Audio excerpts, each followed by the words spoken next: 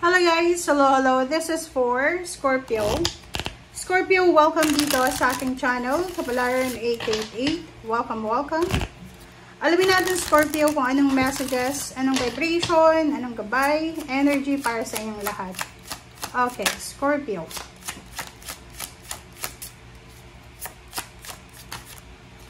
Alright. Scorpio, the back moon, dream work, number 21. Okay. Next is friendship. Barley moon. Oh, wow. So, nakikita ko sa'yo dito, Scorpio. Comment down below if you resonated. May partnership and collaboration dito between two girls, two friends, parang ganon. There's a balance. So, pwedeng may Scorpio dito na pwede kang makipag-collaborate sa friend mo. It's either sa mother mo or sa sister mo. And dream work, this is about celebration. So, meron dito, ngayon mismo, okay? Ngayon mismo, you're planning with someone. It's either this is your family, this is your friend, this is your loved one, or this is your partner. Nagpaplano kayo ng parang Christmas party celebration. Kung ano yung ihahanda, kung ano yung mga party giveaways, or ganito. So, nakikita ko sa'yo dito, there's a collaboration, there's a partnership, there's a parang attachment na posibleng mangyayari between two person dito or between individuals na like-minded sila, na pareho yung plano nila. Okay, thank you.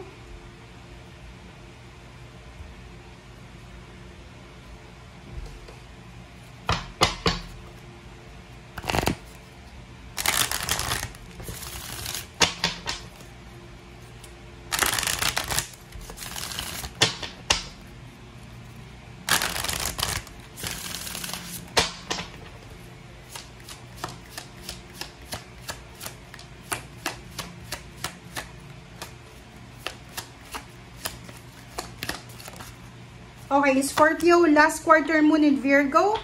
Attend to the details. Wow. So, maybe you're collaborating with the Virgo.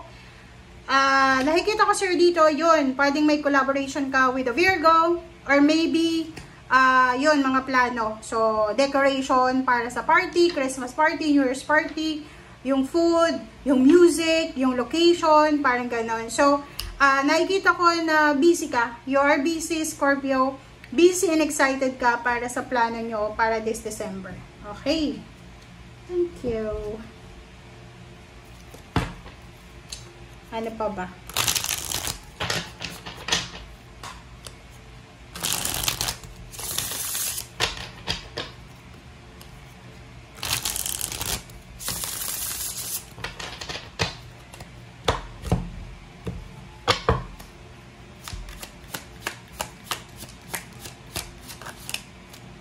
Okay, first card natin is Page of Wands. So, this is all about future. Wow! So, yun na nga. Dream work siya. Maybe you are collaborating with a Sagittarius or with a Virgo regarding sa pera, regarding sa trabaho, regarding sa paghahanap buhay or negosyo. Parang ganon. Mayroon na Scorpio and Virgo na nagpaplano kayo para sa Pasko.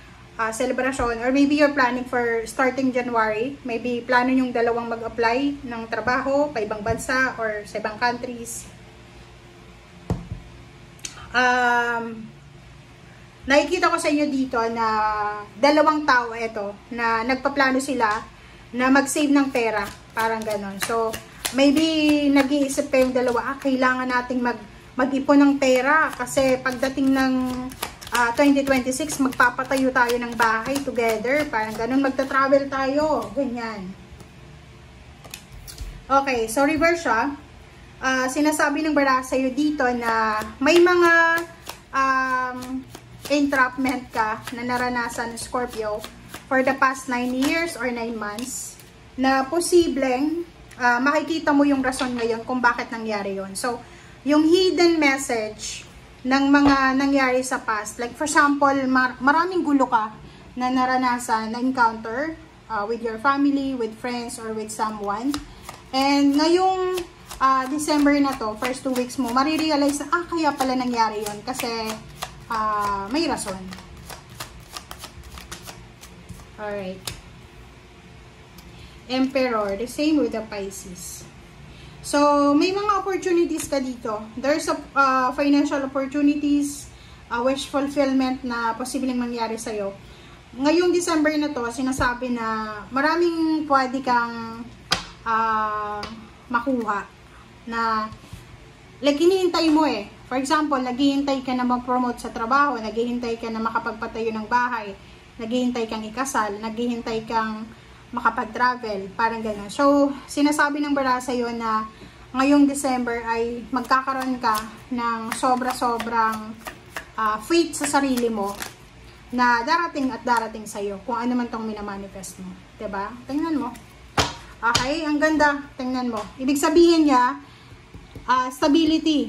Kung may iba sa inyo dito, Scorpio, na nagpaplano kayo na magpa-renovate ng bahay, magpatayo ng bahay, bumili ng sasakyan, mag-create ng business, mag-launch ng business, or marami kayong minamanifest na financial fulfillment, lump sum of money.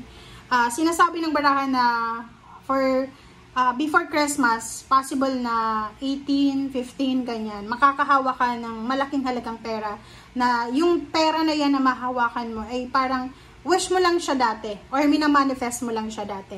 Kung dati ay namumroblema ka sa salapi, ngayon ay parang bukas na yung portal ng financial mo na parang ang bilis na lang makuha yung pera. Kung dati ay nag-aalala ka, saan ba ako kukuha ng pera? Ngayon parang makikita mo na maraming possibilities pala. Marami palang oportunidad para makahanap ako ng salapi.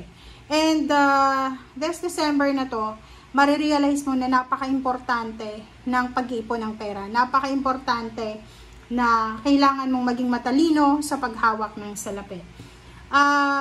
Yung iba sa inyo dyan, possible ito na yung promotion or salary increase. Pwedeng makatanggap kayo ng kahit konting salary increase or may promotion na makukuha yung iba.